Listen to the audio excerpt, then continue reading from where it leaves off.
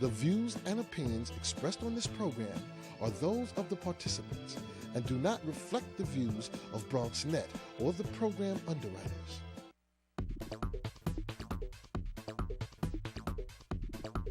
BronxNet. Your voice, your views, your vision. It's a coalition committed to addressing the social and health disparities of individuals with histories of criminal justice involvement. I guess you can call it a second chance for the individual and a better chance for our community. Stay tuned to find out how this organization is making a difference. What's on your mind? Let 'em know. What's on your mind? What's on your mind? Anything relevant to life, you bring it to the table. Whether you make a move solo or a movement with a stable. No fables, you speak on your decisions. Cause in the long run, it's your voice, your views, your vision. Keeping it real with many messages for you to know. This ain't radio, but DJ runs the show. Entertainment, he rocks it. Politics, he locks it. The host with the most would handle any topic. Don't forget to share your perspective with shines of light. Cause it might make a difference in someone else's life. Make a difference. What's your perspective? Express what's in your heart and your mind. Share your perspective.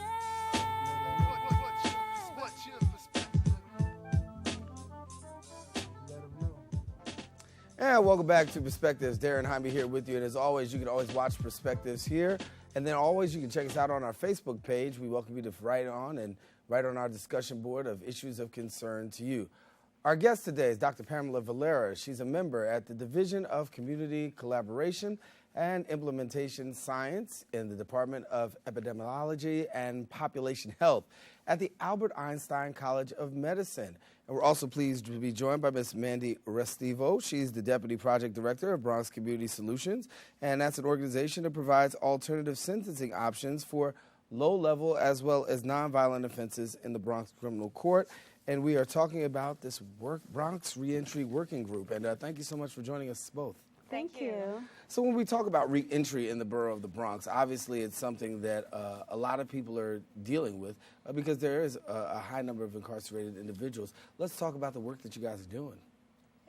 So the Reentry Working Group is a coalition of community organizations, people in the criminal justice system, the defense, formerly incarcerated individuals, the Bronx Borough President's Office, probation, and we're all working in cooperation together to look at what are the issues that people in the reentry community are facing in the Bronx and how we can work to meet those needs. So we've been meeting for about a year, and two of the major issues that we've seen over and over again are the issue of housing and the issue of employment. Mm-hmm. What are the issues? I mean, when we talk about the issues of housing and employment, we're talking just basically people cannot find a place to live and people just simply just can't get a job. Those are... I think the major issue is of course, housing. It's the fact that we don't have enough SROs or three-quarter housing for individuals coming home from prison or jail. And what's happening is that with the discussion of closing down the prisons, people are coming home, and they're coming home to their communities, and they're coming home to the Bronx and also in Brooklyn, but we have the higher rates of reentry of population in the Bronx. And so, you know, there's a major concern that SROs, three-quarter housing, is just not enough for people because it's a temporary place to lay their heads. And employment is also a major barrier for people coming home. They have been trained. There's a lot of training provided to them in prison, a lot of skills, but unfortunately those skills are not translated to our economic system. Because you hear from people who say they've been in the system and now they're out. They get a whole lot of programs, get a whole lot of training inside and even outside as a means to employment. But yet and still, when you're looking for that final number of those persons who have actually been translated from, you know, the system into work, a despairing number, you know, there's a disparity amongst in the numbers of actually seeing people working. Part of the problem is stigma, people not wanting to hire ex-offenders. And another part of the problem is if you don't have stable housing, it's hard to create a stable lifestyle where you can then find employment because you need a place to live, you need a place to shower, you need a place to have all of your things. So it really is if your basic needs aren't met, it's hard to get to that next step. The other important thing with housing is that if someone is committed of a felony, they're not able to go into public housing, as well as some misdemeanor offenses are not able to go into public housing. So that's another huge barrier. You also can't stay with your family who maybe are in public housing. So it really limits the options. And so talk about the stigma, because you did mention the word stigma. There is a lot of stigma associated with reentry. What are some of the things that, or some of the stereotypes that could actually be broken down, and we can kind of put the rest? I think the major issue is that we have this idea that someone coming back from prison is a bad person. They've committed a lot of crimes. They've destroyed the community. But in realistically, a lot of the people that I've met through my own 2 studies, they're your average Bronx resident who basically had some substance abuse issues, and was part of our economic system, who eventually was sent to jail or prison. And they're not bad people. The crimes are not as severe for them to warrant long sentences. And many of them are coming home and they're sick. They've spent a lot of time in prison, and they basically need us to understand that they're still part of the community. They're still part of our society. They're members. They're Bronx residents. And because of the stigma of having a criminal background, the stigma of being in prison, really we tend to shun away from these populations. But then you have some critics on the other side who'll say this. They'll say, listen, these people may have not be as bad as you portray them to be, or let's put it from another perspective. People who've committed drug offenses, whether or not they've committed drug offenses in a major form, minor form, the community still looks upon it as a drug offense and possibly endangering the welfare of a community. So how does this community safeguard against these kind of issues, knowing that drugs is already highly populated in the community, not having those persons who've been found guilty? Some people say that's a reasonable thing to do. Yeah, it's really a twofold issue. Treating drug addiction as a crime instead of as a disease, where we know if you look at addiction as a disease, you tend to look at it much differently. And the other part of it also is many people who get involved in the drug in using drugs or in selling drugs because of not having the ability to obtain employment. And you need to feed your family, you need to meet your basic needs, so they go basically into the black market doing illegal activities to support their families or to support themselves and eventually to support their habits.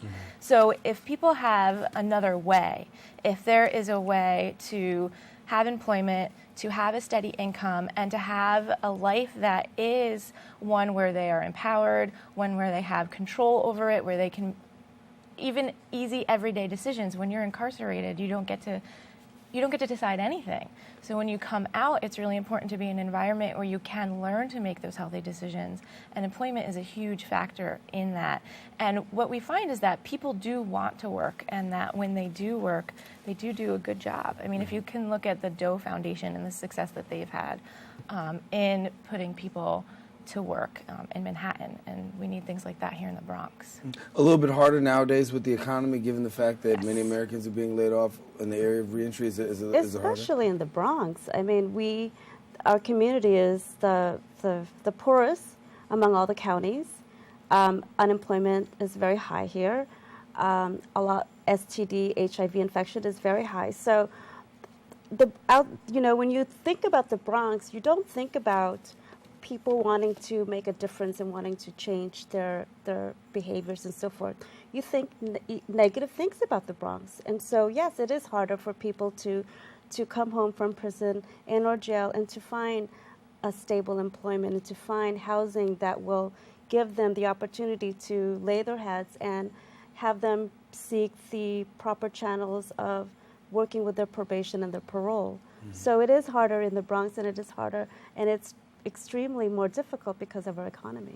You had recently a play, and it dealt with the issue of reentry into the environment, talking about being locked up and then actually being, going into this whole reentry phase of trying to come back into the outside, coming back to the, to the outside world, and the adjustments that had to be made. Share with us a little bit about the play and what kind of reaction you got. Yeah, the play is The Castle, and it is all performed by formerly incarcerated individuals who have actually dealt with the process of being incarcerated and then coming home. And we actually had a number of youth who came to the performance, which was not what I expected, and they were really engaged. They asked a lot of questions. Every single person that was in the play had struggled with drug addiction, and the youth asked a lot of questions about drugs. You could tell that it was something that they didn't really understand. Why did you use drugs? Why did you become addicted? Why couldn't you stop? And the performers did a great job of responding to their questions.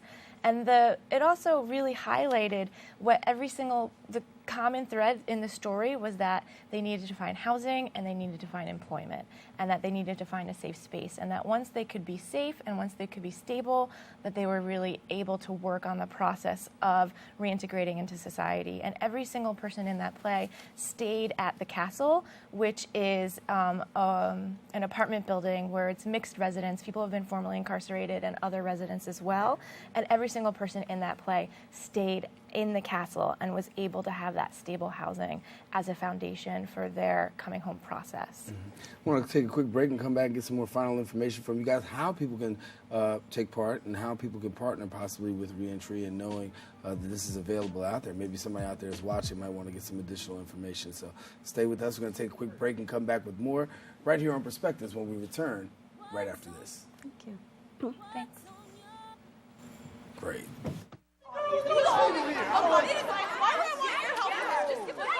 Chill out. Don't tell me to chill out when you're stealing my things. You're calling us I wouldn't have to raise my voice if you just give it back and stop being like a criminal. I don't have your cell phone. Oh, I don't God, have look your at cell yourself. phone. What are you offering Is the this a world, thief's uniform? You see all these people standing around here? Why am I the one? Why I'm are you sorry, singling me out homie, right now? okay? What? Don't make this a big deal. Just give it back, okay? Did you see me? Did Yeah, you see and me? you know, I just know you took it. Where are Look your at yourself. witnesses? Look at Where are your yourself. witnesses? What? Did you see me? Did you see me? Hey, you left us in the bathroom.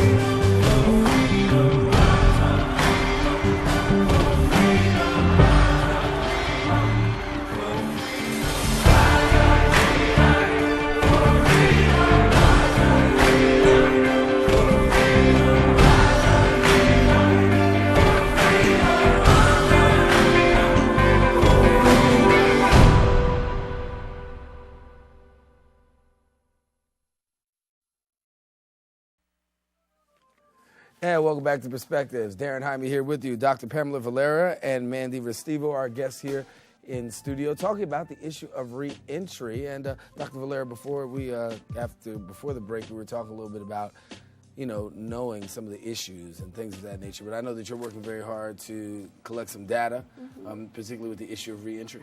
Yes, so I have two major studies at the moment. One is a National Cancer Institute 5-year grant looking at health-seeking behaviors among men coming home after incarceration. And so one of the things that we do ask is around employment, housing, how many places have you stayed since you've been home. We ask around how people navigate the healthcare system as they return to the community.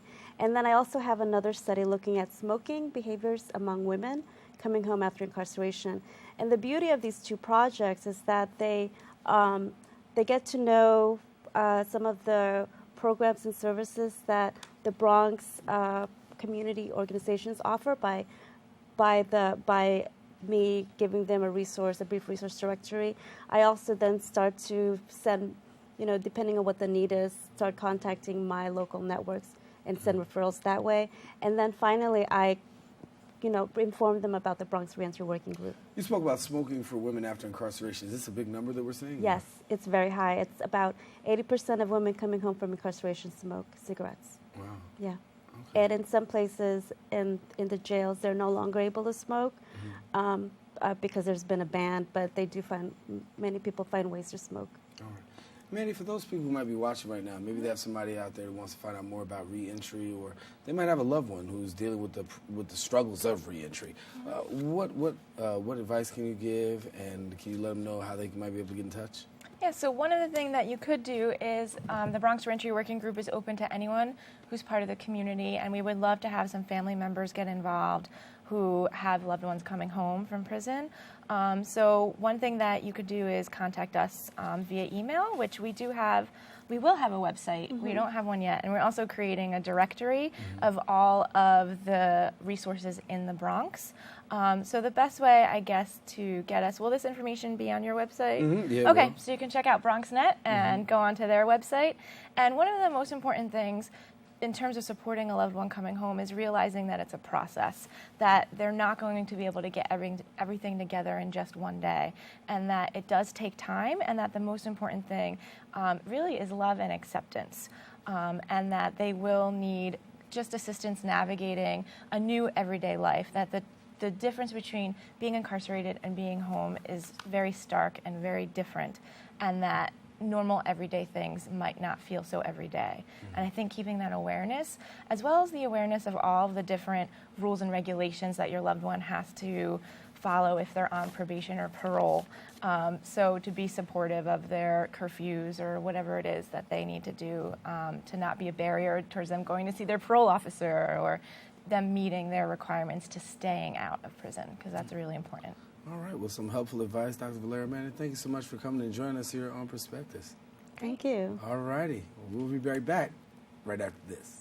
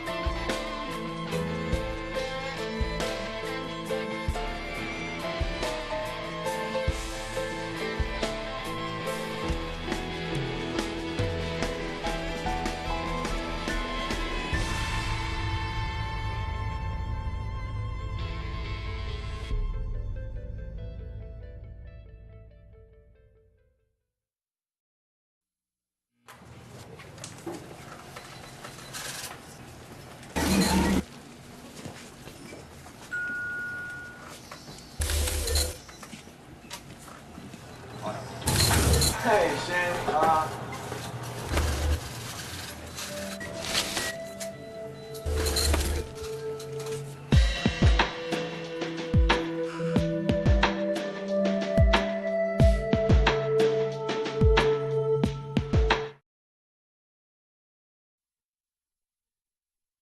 According to estimates, over 1 billion people live in appalling levels of poverty.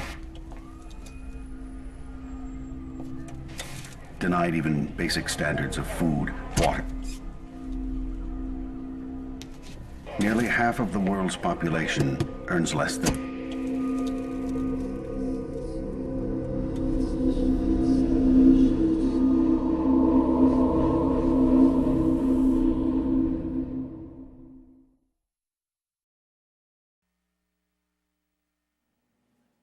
And welcome back. It's about all we have for this special edition of Perspectives. But before we wrap up, we want to look back at a very special guest. Susan Johnson Cook is being sworn in as the ambassador for international religious freedom for the United States of America, a high and lofty honor, the first African-American woman and first African-American, I should say, in the nation's history to actually serve in the post. She was here in our studios in last October talking about the confirmation hearings and just being appointed.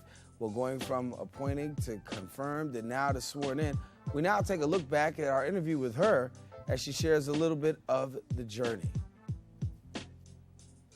But first off, let's talk about the matter at hand, because we know that something very major happened for you. You are nominated by the president, nominee for Ambassador at Large for International Religious Freedom, and that came at the hand of President Barack Obama. First of all, your reaction, because we know that you worked previously with the Clinton administration, now the opportunity to work with the Obama administration. Well, my reaction is that I'm honored to be nominated. To work with a sitting president would be quite an honor.